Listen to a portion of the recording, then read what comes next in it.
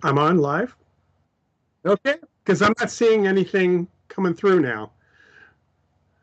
Hang on a second. Hi, folks. There's some kind of lag or something going on here with my video, so I'm just now seeing the chat coming through. Um, anyway, let's go ahead and let me go ahead and play with the YouTube a little bit. Always a little confusing for me when there's nothing actually happening. Here we go. All right, there we go. I lost track of time and my YouTube channel, my video wasn't proper. Anyway, welcome everybody. I'm Lloyd Auerbach, Professor Paranormal, and welcome to another episode of Ask Professor Paranormal. You know, at least it wasn't a total technical problem that I had. And hi, folks. Good to see people here. Jody, Joshua, Paul, and Sandra. And I think there are a few others who might be here tonight. So welcome. And let me see if I can adjust this camera a little bit so that we don't actually get that ring light reflection in the background there. I'm going to move over a little bit. There we go. Kind of distracting to me. How's everybody doing? Hey, Tina. I'm in sync with something, I hope, at this point. So, Kathy, good evening. So, good evening, folks. And let me just start out with my usual commercial for the Rhine Education Center. And that is our classes are starting actually the week of May 6th, not next week, this coming week, which starts tomorrow, actually. I'll be out of town a good amount of time. So the classes start the week of May 6th. I am teaching a class on survival of bodily death. It's human consciousness and survival of bodily death. And I'm also teaching a class on parapsychology and anthropology, looking at how various cultures have dealt with psychic experiences, how they describe them, how we need to look at them, all of that. The one on survival is about the evidence. It's going to go through the different concepts or different types of phenomena and experiences that we consider as good evidence or any sort of evidence for survival, but also talk about the alternatives. In other words, where sometimes the evidence falls down or is not really evidence for survival, or where there might be other even psychic or paranormal explanations for things. To me, it's a topic that is close to my heart because of all the work that I've done. Besides my investigations, also working with mediums for the Forever Family Foundation and otherwise. So that is a class, it's called Human Consciousness and Survival Studies, starting the week of May 6th. The other class called Paranthropology, subset of parapsychology, combination of parapsychology and anthropology, and really looks cross-culturally. And it's kind of a seminar class. We don't expect as many students to take that class as the others. And there's quite a bit more discussion and kind of going into some really interesting descriptions by parapsychologists who are also anthropologists, and looking at how what we need to know a little bit about in assessing magical practices and beliefs around the world, including in our own culture, for that matter. My undergraduate is in cultural anthropology, my undergraduate degree, and I was fortunate at Northwestern to have a number of professors who were teaching courses in supernatural beliefs, varying titles for the classes at that point. Also had a couple classes in the history of European witchcraft and witchcraft in America, because we had several history professors who were very much authorities on those areas as well. So I kind of really learned quite a bit about how different cultures and subcultures within the United States, for that matter, interpret or reinterpret or ignore certain types of experiences, and how the experiences themselves, psychic phenomena itself, seems to either be experienced differently. So different types of experiences are more common in certain cultural groups, or reported differently, because there could be a reporting artifact in which the reports aren't even happening, because in that culture, if you said you believed in a ghost or you saw a ghost, but that particular culture doesn't believe in them or believes they're evil, and so talking about them might create problems for you. Kind of like in our culture, for that matter. And there's also, just for those of you who are interested in getting started in parapsychology, Jimmy Akin, who has a wonderful podcast, is actually teaching the Introduction to Parapsychology course for us at the Rhine Education Center.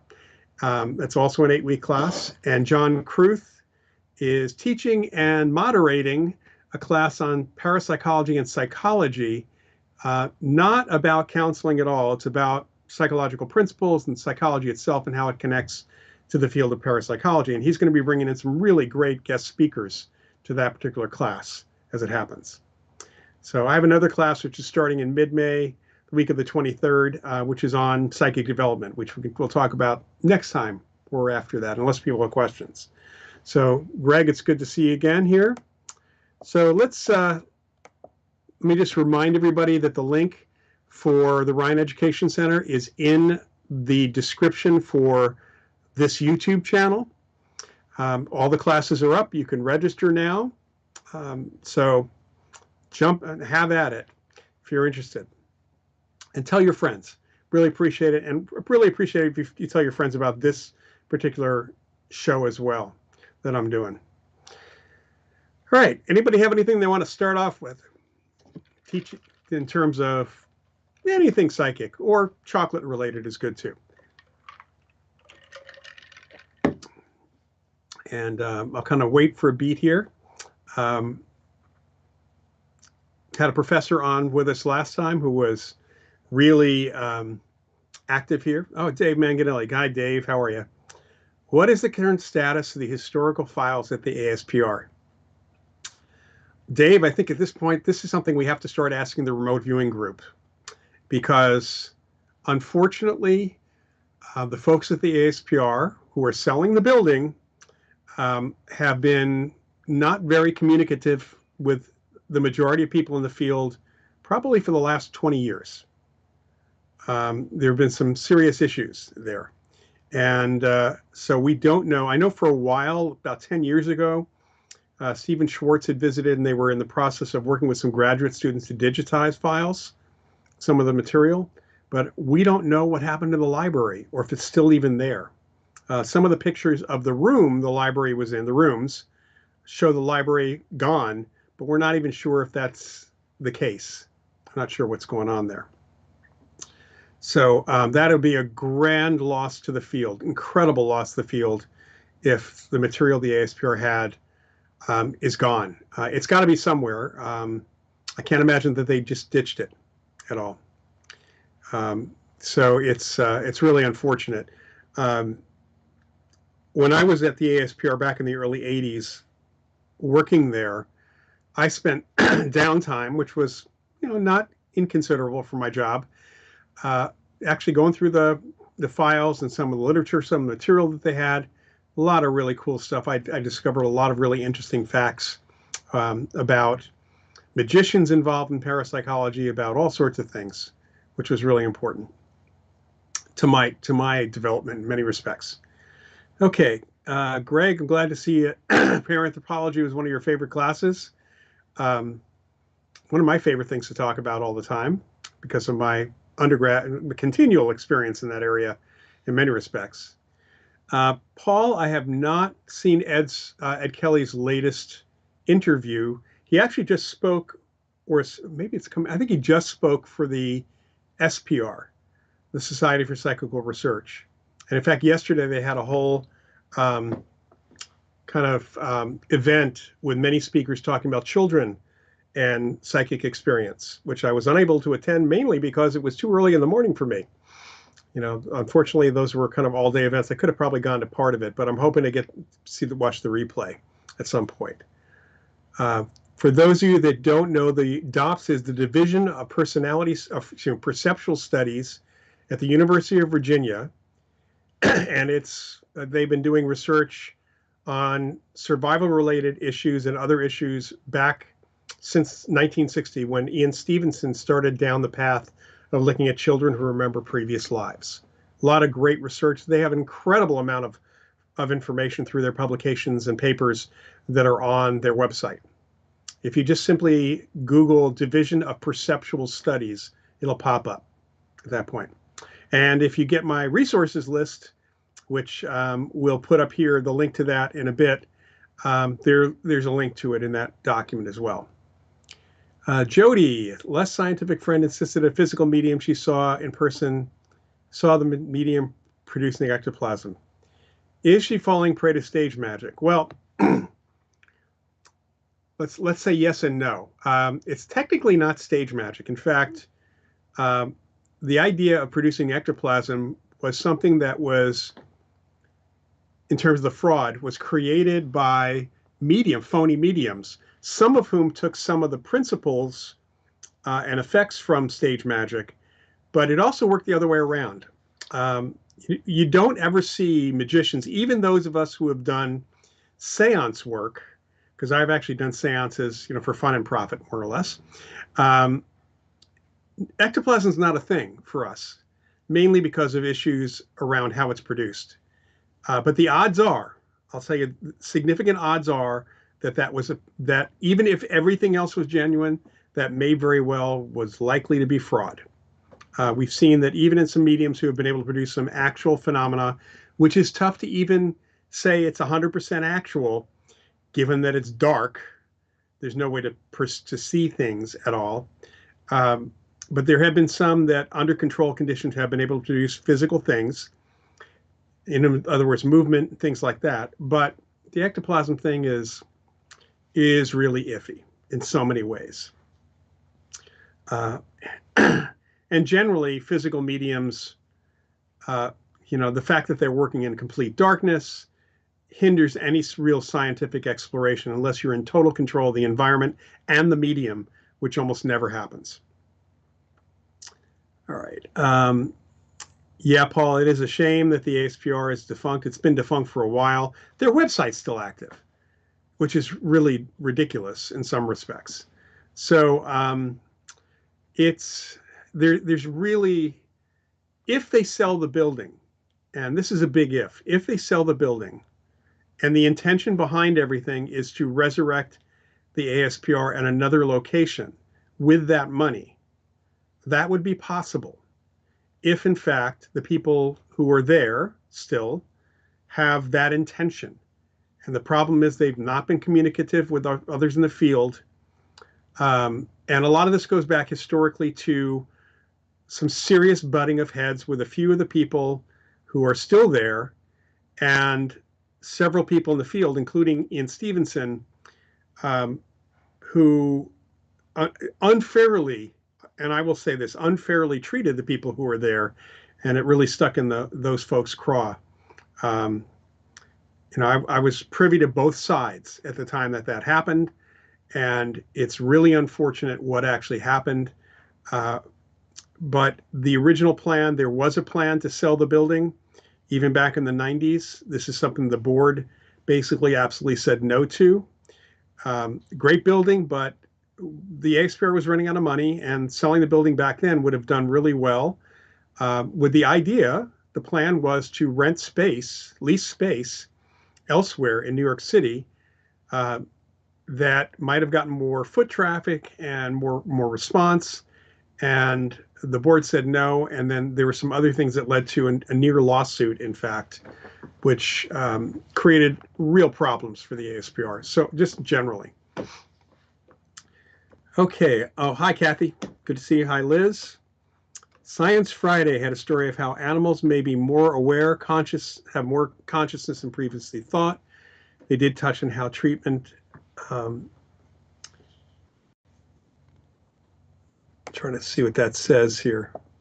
Treatment and laws could begin to change in the future. Yeah, a man named Giulio, Giuilio, Giulio Tononi, I think that's how you spell his first name. Tononi is Tononi. He is a philosopher who wrote a really interesting book that Ed May turned me on to called Phi, P-H-I.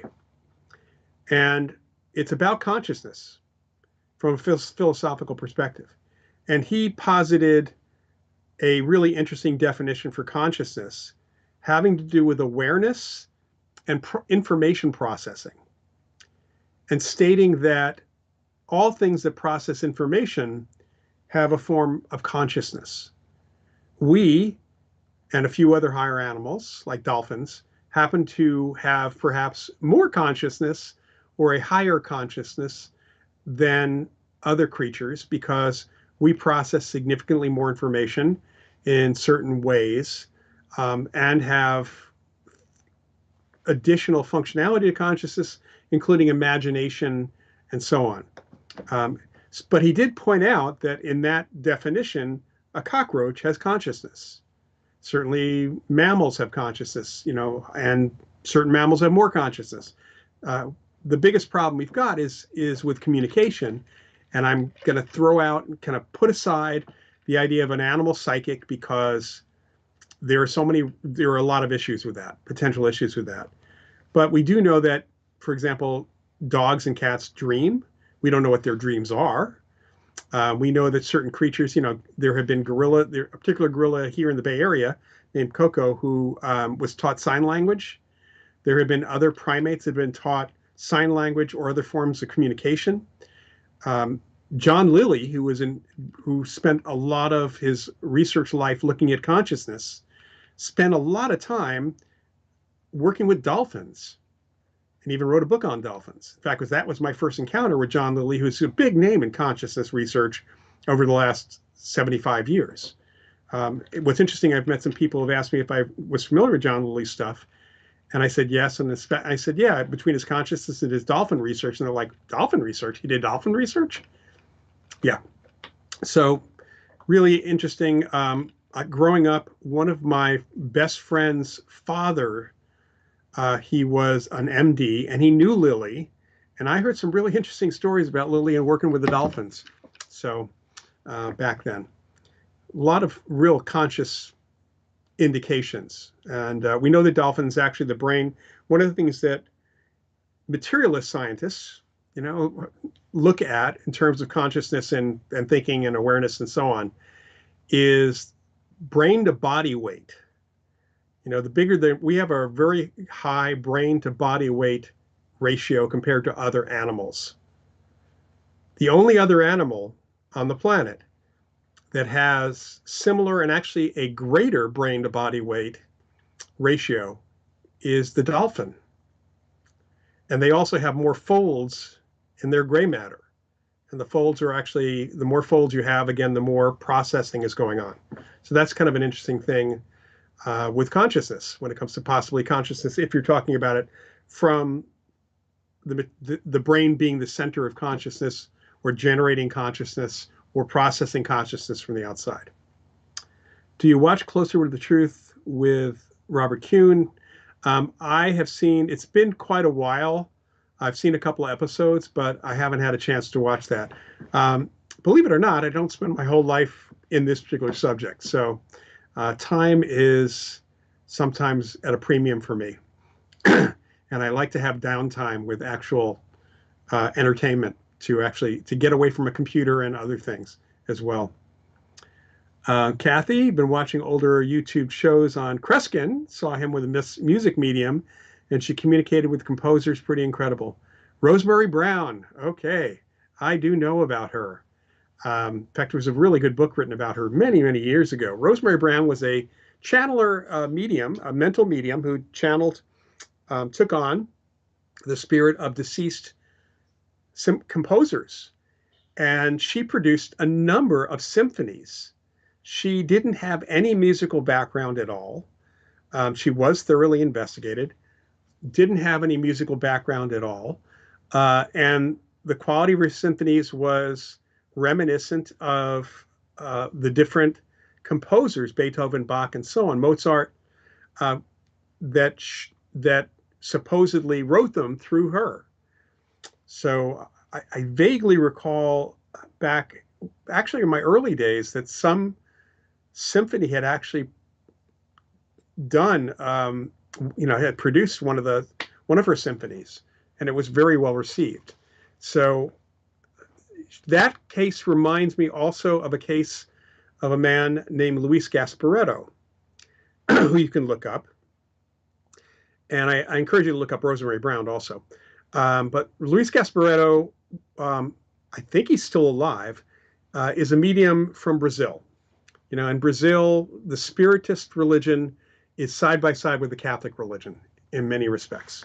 There are many professional people, Luis being a psychologist at the time, and there are lawyers and other folks who, in their off hours, they are mediums. The belief is in the culture down there, heavily. And Luis would channel deceased artists, Rembrandt, Monet, Manet, Picasso, and a number of others. And we had him come for a weekend when I was a student at JFK University. I think it would have been 1980 or 81.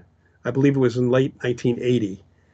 And he came and spent a whole weekend, did a weekend workshop. And myself and a couple of my fellow parapsychology students attended the workshop. The rest were from holistic health, transpersonal psychology, and a few others, many of whom at the time were very much New Agers more than anything else. Luis, in the evening, the Friday evening, he did a demonstration. He went into trance and had the spirits coming through. Now, unique about Luis is when I say he channeled these artists would then paint through him. And how they painted through him is he basically finger painted. He didn't use a brush at all. He would use acrylics or oil paints, and he would take, a canvas or paper, and he would create this picture. And what was really interesting is how much there was coverage of his doing his thing down in Brazil and others. And there were art critics who would argue about whether or not this was in the style of Picasso, or was this where Picasso was headed, or were there even brushstrokes in there in that sense. He, at one point in the event that night, because he did several, I wish we had video for this because it was amazing. He had 2 sheets of paper on the table in front of him and pallets. He had 2 pallets by his feet. His shoes and socks were off, and paper down by his feet. And as he's keeping his eyes closed, best as we could tell, having a conversation with us, kind of responding to questions posed to the spirits themselves. He was painting 4 paintings with his hands and feet. And they were 4 different paintings in 4 different styles of 4 different artists. That was possibly the most unique and amazing thing I've ever seen in my life, psychic or not. And in fact, there were members of the Bay Area skeptics there. I met with them afterwards, and I got to tell you that it was typical. Most of them said, "Oh, he's a phony. He's faking the whole thing." One of them, who became a good friend of mine, Larry Lobig, looked at them, the rest of them, and said, "Can you do that?" It doesn't matter. And then he said, it doesn't really matter if the guy's got spirits channeling through him or not. That's what he believes. He's wired differently than the rest of us. He needs to be studied scientifically. It has nothing to do with him being a fake or not, because fakes just can't consciously do that. Gave Larry a lot of props, and in fact, we became very good friends after that. Okay, Dave, is there any known incident of an unexpected and spontaneous drop in communication during a Gonsfeld session? Not that I have ever heard. And I don't think that's happened in remote viewing sessions. I don't think that's happened with anybody in Gonsfeld. Of course, we haven't, well, actually, there have been a couple of mediums who have done Gonsfeld, participated in Gonsfeld sessions, but no drop-ins. And excuse me if I'm kind of getting some cat hair off my face right now. Yeah, I don't know about that. I'm going to just mention one other thing about Luis, which kind of speaks to the parapsychology and anthropology class. In Brazil, because Spiritism is accepted and mediums are accepted in different ways. And by the way, one of the things that Gasparetta was really underscored is all of his paintings were then sold down in Brazil and anywhere else with all the money given to charity. He never made a penny off he made enough money in his psychology practice, especially, apparently. So one of the things that actually happened during our full day session with Gasparetta, where he talked about mediumship from a Brazilian perspective and his experiences and how it all started, all of that, is that several of the students, again, they were at that time at JFK University, there were a lot of New Agers there. And one person asked, they were asking all sorts of questions in the morning that were indicating that they didn't really understand the perspective, the Brazilian perspective, or even the general perspective of mediumship for that matter. So at lunch, I had lunch with Luis and one of my fellow students. We kind of gave him a little bit more of a rundown on some of the students and the kind of questions he was going to get right after lunch. And so we had lunch. We go back in, and one of the first questions is, do you follow a particular spiritual practice? Are you celibate? Are you a vegetarian? And went on. And do you not drink alcohol? And then that person said, we know that certain dietary things and staying away from alcohol and certain things um, help being psychic. And he just kind of smirked a little bit and he said, not in Brazil. And he went on to talk about his diet and having nice thick steaks. And he said a lot of mediums, most mediums, rum is a very popular drink in Brazil. And a lot of mediums will have rum or the Brazilian form of sugarcane liquor. Um, he said he made a lot of other comments about that. He said, you just have to figure out what's good for you, but you can't impose those kinds of beliefs on everybody around the world because the cultures do have completely different belief systems, even here in the United States, he said.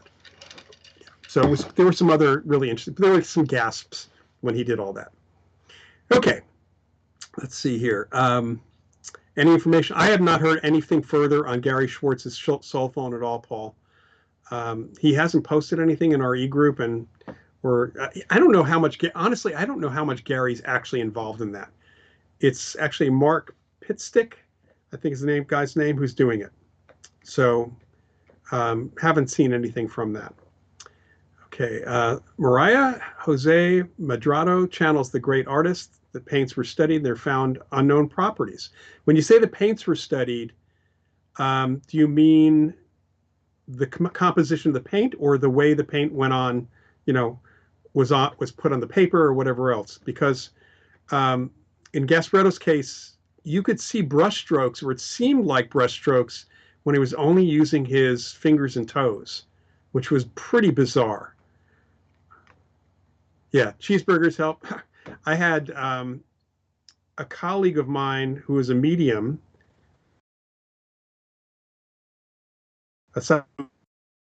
She was doing channeling, mediumship. She liked to have some nice red meat before she did that because it would ground her.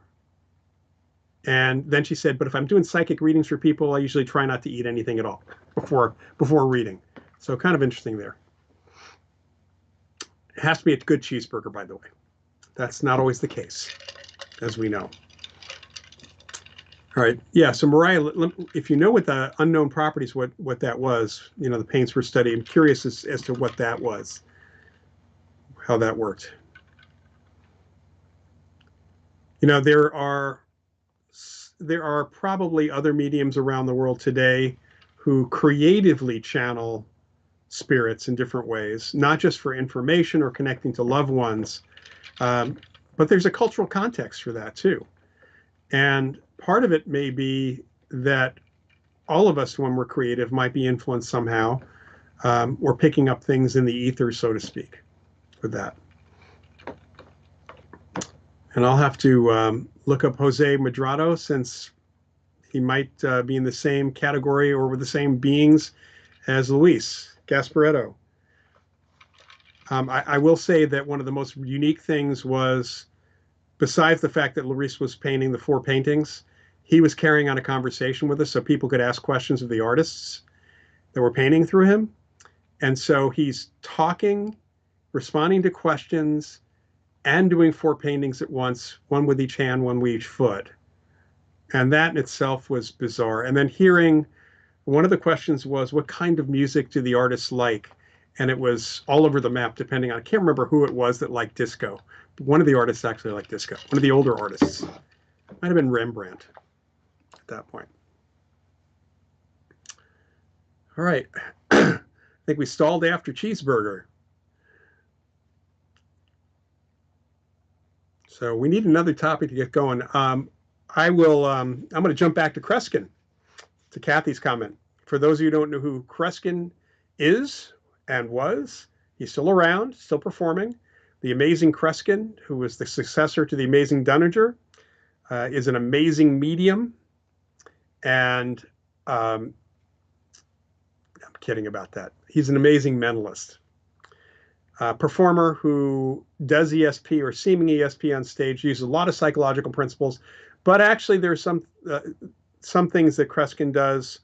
If I recall correctly, with an interview that he had, discussion he had with Marcello Truzzi, who was one of my mentors and knew him, Kreskin felt that about 10% of what he was putting out there was actually real ESP.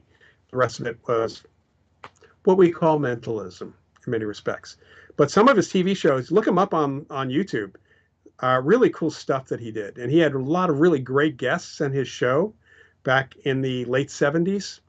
I have a box set of some of his shows, and there is a number of others that are actually up on the web. You might look up the one he did with Sybil Leek, the famed White Witch. And he actually had J. Allen Hynek, the UFO expert, on one of the episodes as well. I believe those are available. Okay, let's see. Hands, plastic gloves. They tested the paint on the canvas just after he painted, not the strokes. Signatures were studied, and they were exact replicas.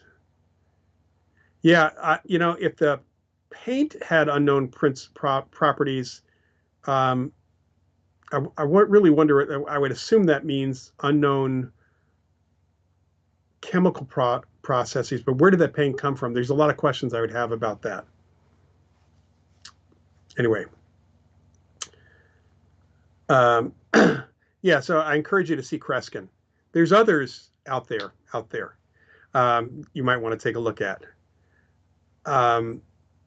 You might actually, boy, I have to see if I can remember the exact title of this particular taste. Something I encourage you all to watch. Just, you'll never make it through the whole thing. I'm going to try to find this one particular video on.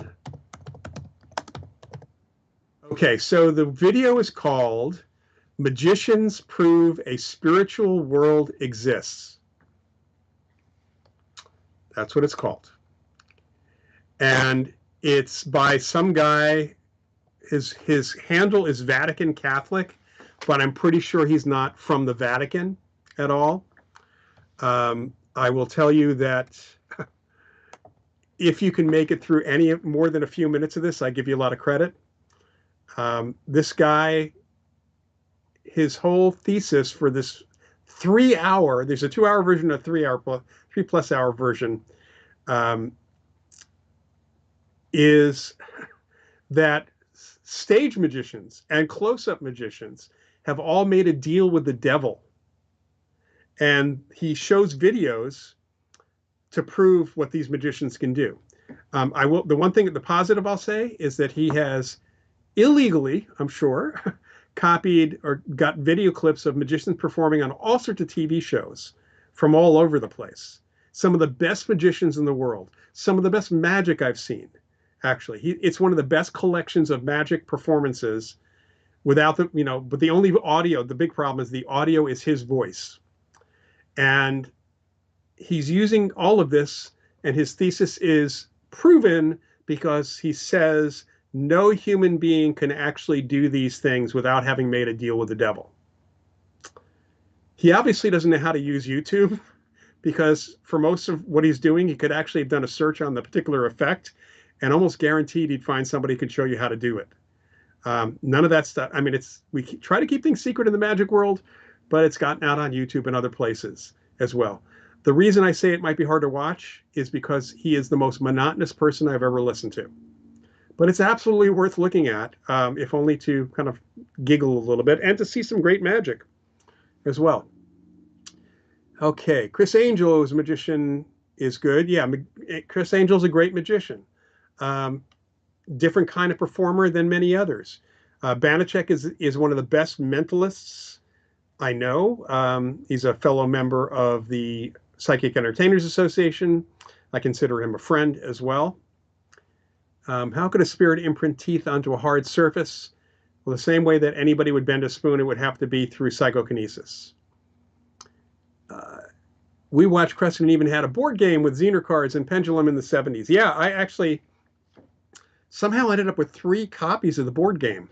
I had one myself, and then people I know have given me, not in the best condition, given me them. And actually, the box set I've got of Kreskin's Best of His Show came with a little version of the board and a pendulum and a little booklet from the board game as well.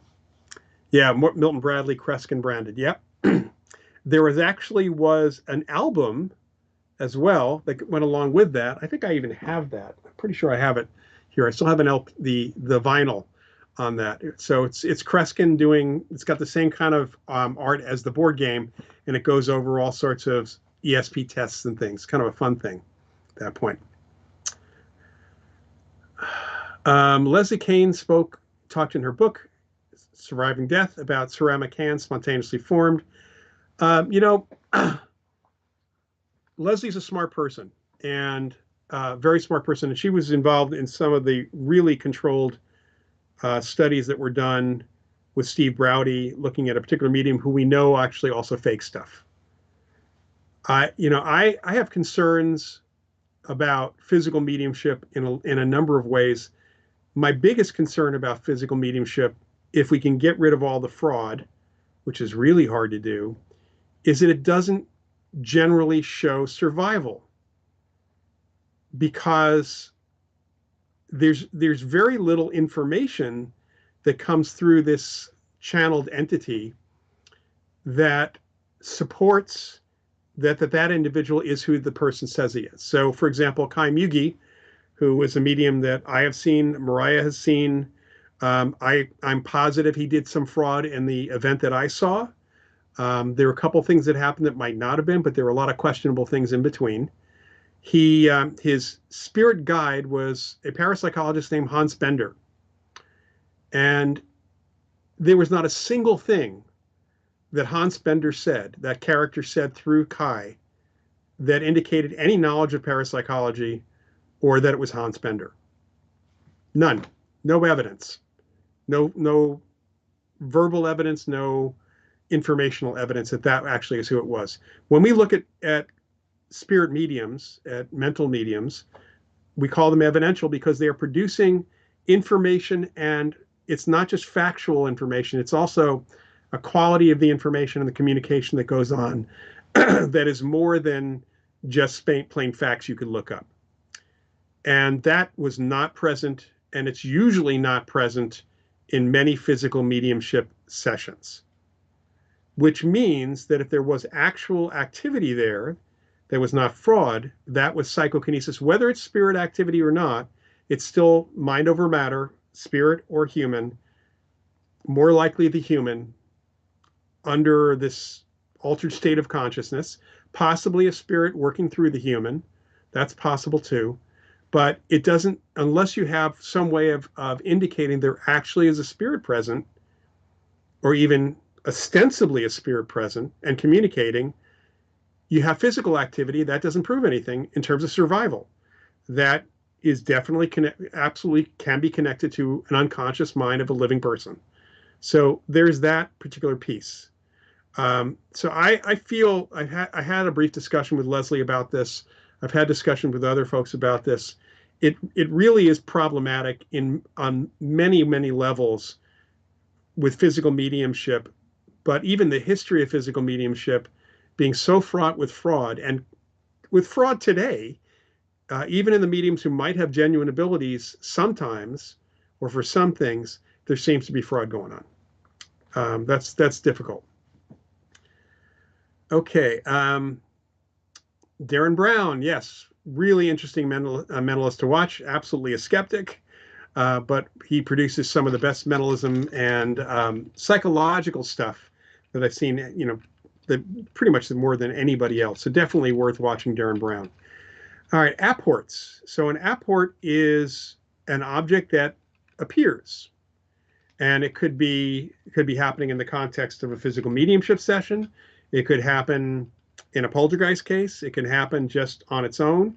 There have been a number of psychics over the years who have been able to apparently generate apports from time to time. We have kind of disappearing objects in our own lives that reappear sometimes in the same spot or in different spots, even though people were observing those spots as being completely empty prior to that. So this is all a form of psychokinesis. Again, if it's a spirit doing it, it's still mind over matter. It's just the mind is not within a body. at that point. It's been really hard to study actual apports for a number of reasons. There was a gentleman named Sai Baba who was studied by Erlander Haraldson and Carlos Osis, who could produce apports. He was in India. He could produce apports of varying types, including producing things with gold and actual semi-precious gems, things like that, which he then gave to people. So certainly not a, it's kind of a loss leader if you're being paid, especially if you're not being paid, which he wasn't. Both Osis and Haraldson spent some time with a very famous magician and one of my favorites of all time, Doug Henning, who passed away way too young a number of years ago.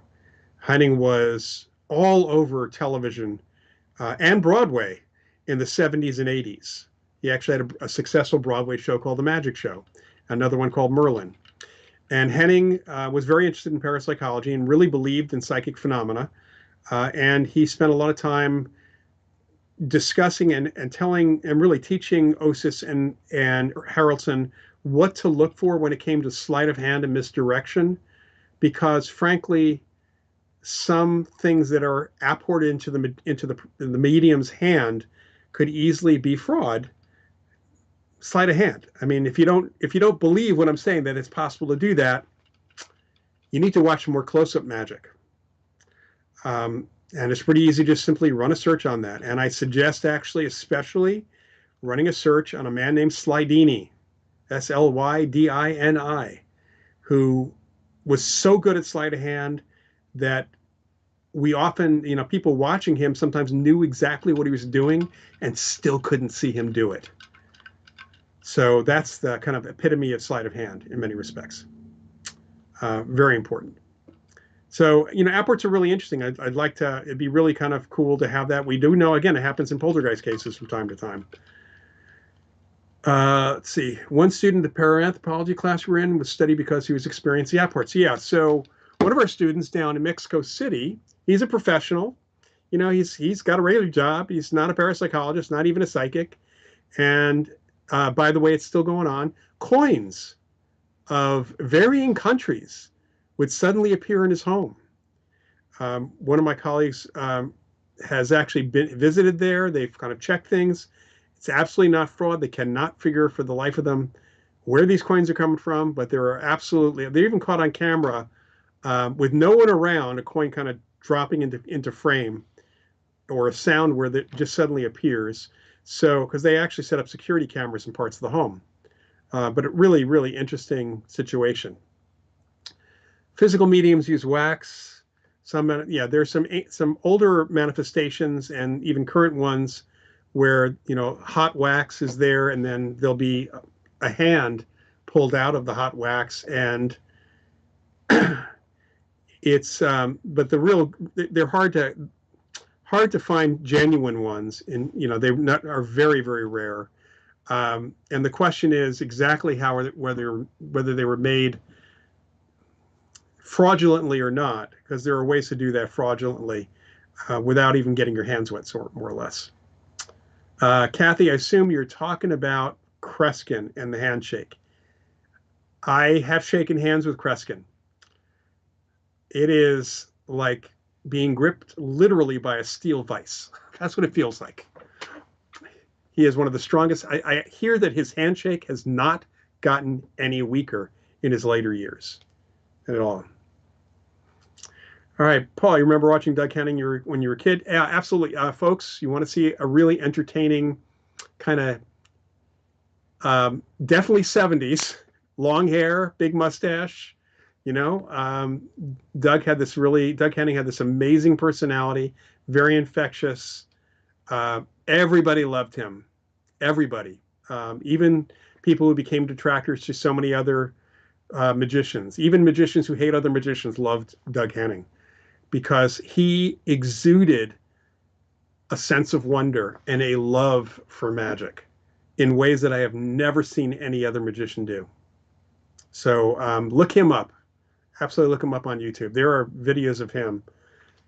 Amazing close-up sleight of hand stuff, amazing illusions, a lot of fun stuff. I don't know that David Copperfield would have been as successful if he became and especially getting started without sitting on the shoulders of Doug Henning and a couple of others who were out there.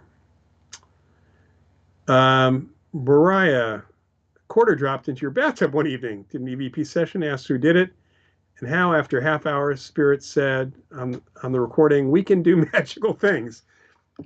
Hey, I think you need to ask for $1 million next time. If they can do magical things, how about helping to fund research and work with mediums and, advancing the work? That would be kind of nice. Unless, of course, the quarter they dropped was a very valuable quarter for that. The one thing I will always say is, that kind of response and the quarter itself indicates to me a sense of humor on top of everything else. And I think that one of the things I've learned over the years doing investigations, working with psychics, with many of the mediums I know, is that we need to keep it light. I mean, you can be serious about the subject. You can be serious about individual circumstances. Certainly, dealing with grief is a serious matter. But in general, we need to often keep it light.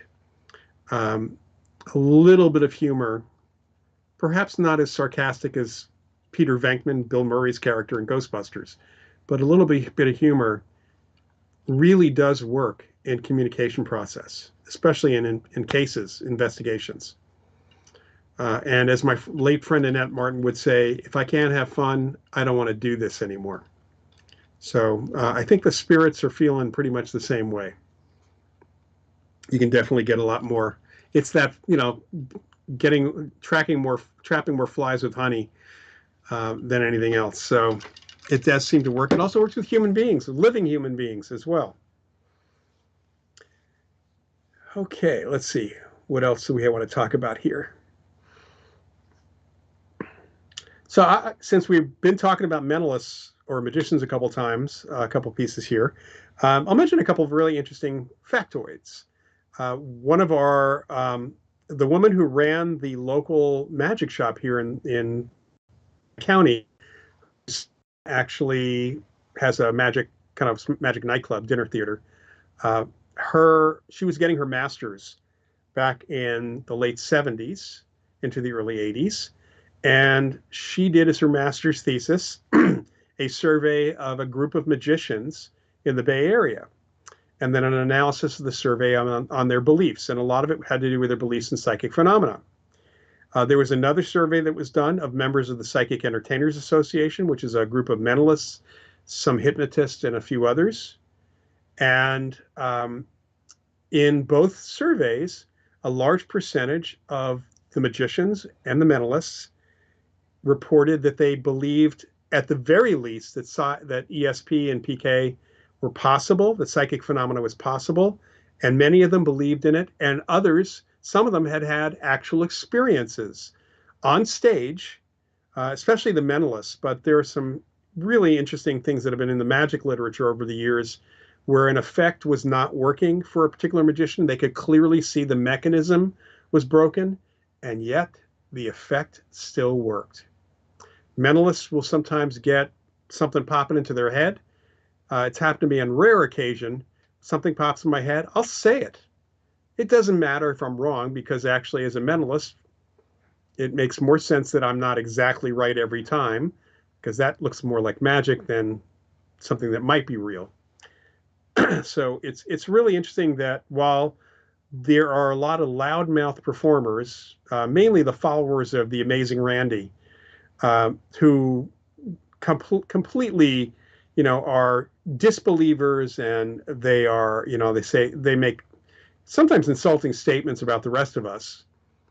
There's a lot of performers who really believe in this stuff, and actually have had experiences while performing or just in their daily lives.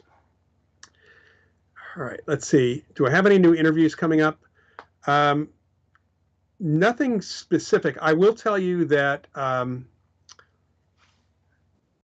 Here, let me go ahead. I'm going to go ahead and grab something and put a link in here. I did one a couple of weeks ago. It was not an interview. It was more of a lecture that I did for this site, this YouTube channel called Ghost Education 101. And I'm just going to find the link, and put it in the chat right now, if I can find the right one here. All right, here is the link.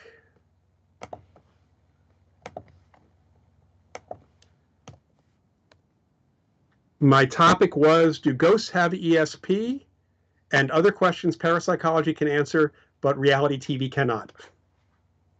So that was one. There's another lecture on their website that I did about a year and a half ago or so, kind of a parapsychology for ghost hunters.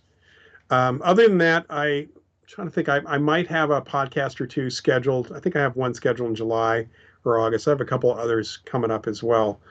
I just actually did an interview on Wednesday. I was telling our producer here that on Wednesday I had a videographer come on behalf of RT, which is Russian television. And they were interviewing me about the Stargate program, the remote viewing program, which I was not involved in at all, but I did co-author the book ESP Wars, East and West, about the US and Soviet psychic spying programs. And so he had a list of questions, which I finally got right before we started shooting. That's the list of questions, asking all sorts of things. Some things I couldn't answer, but interesting interview. I probably will never see the piece, but hopefully they won't butcher me too badly as well. Nothing else that pops up in my head. I'm trying to remember who else. I do have something scheduled for September. What happens is I get these requests, and they vary quite a bit. If I miss the live recording of the survival class, yes, of course, all of our classes are recorded, so people can watch them the next day, or as long, you're actually, as a student of that class, you have access to that class at least for 6 months after the class is over. So you can always go back and look at the recordings too. So yeah, you can definitely. We don't expect everybody to be in the class live because of time zones. Mariah, what's your favorite magic trick to do and your favorite to witness? Well, remember, I don't do magic. I do mentalism. But I still do one magic trick. And it's a trick involving 3 ropes that are identical, but then I make them not identical and vice versa. It's called Professor's Nightmare. That's the one magic trick I still do. My favorite thing to do, I have 2 favorites that I do in my show. One is headline prediction, where someone comes up I bring somebody up in the audience, and using cards, actually, I can show you some of them, what they're based on. So it's kind of a tabloid headline prediction. There's a long history of mentalists, including Kreskin, predicting a headline. They would send an envelope. They're going to perform at a location in another city. They send an envelope to the person who's hosting, asking that they put it away and don't touch it until the night of the performance. And in the envelope is a prediction of what the headline for that day's newspaper is going to be. And then during the performance, somebody gets a copy of the newspaper and the prediction's opened and it matches. I thought 2 weeks or 3 weeks or in advance is too hard. So I do a kind of an instant headline prediction, and it uses this game called Man Bites Dog. It's a card game that I found. You can buy this on Amazon. In fact, I recommend this highly. And the idea is you get these cards, and the cards all have one or more. Whoops, these are some of them are upside down. I just noticed that. So I can get these right side up for you. Let's see. So, each one of these cards has got a word on it or a phrase on it. And the idea is you kind of play it like 5-card stud poker. Everybody gets 5 cards they can discard. The idea is to come up with a headline that's funny, but also the cards have points on them, and you kind of score by the number of points on the thing. And you can discard in the whole bit. So I actually took these cards and I created bigger cards based on these cards. I usually talk about the game too. And I have somebody make some choices. They make free choices, and they put together a headline, which before the person even starts making the choices, I will try to psychically pick up what the headline is going to be that they are going to create based on their decisions. And I predict the headline. That's one of my favorites. The other one is using, which I don't have them handy, using my mutant psychic raccoon puppet who can read minds. So it's a routine that I kept in my act from my comedy club days. All right, let's see. Hope that answers your question, Mariah. But remember, mentalists don't do magic tricks. Like I said, I actually do the rope trick because it's an optical illusion in so many ways, and that's a lot of what magic actually is optical illusions. Mentalists don't do illusions that way. We play with perception in other ways, in fact. So I'm hoping to have an opportunity. I did perform at the Oregon Ghost Conference. I'm looking for other venues to perform at. Start marketing after midsummer for the fall, because I have some new routines that I want to do. One of them is kind of a murder mystery, too, I want to play with. All right, so we are down to the wire now. It's 6:28. Let me just mention what I mentioned at the beginning of class. The Rhine Education Center, the website, the link to that is in the description for this channel. Has a new set of classes coming up starting the week of May 6th, and there's another class that's starting in mid-May. The ones that are starting the week of May 6th include an introduction to parapsychology taught by Jimmy Aiken.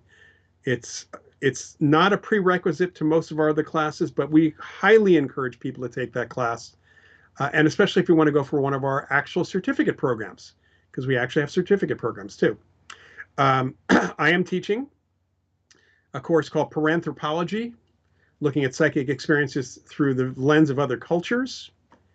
I'm also teaching a class on the evidence for survival of bodily death, human consciousness and survival studies.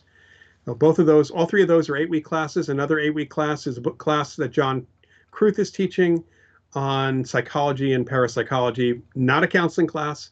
It's looking at the findings of psychology and how parapsychology works with those, and it has some guest speakers. And then I'll be teaching starting in mid-May, and I'll talk about this next time, a class called Developing Your Intuition, which is really developing your ESP. It's a 4-week psychic development class, starting the week of May 23rd. Okay, last question here. Tina, do you perform the Magic Castle in LA? I have not gone through the audition process at this. It's a tough process. There's a lot of reasons why I haven't actually tried that, but I've performed kind of like impromptu with a friend of mine years ago. We did that a few times when we visited the castle. I am a member of the Magic Castle. Kathy, recently you were on a paranormal investigation. The guy had a device that showed a green stick figure of the person. Yeah, I am familiar. That is the SLS camera.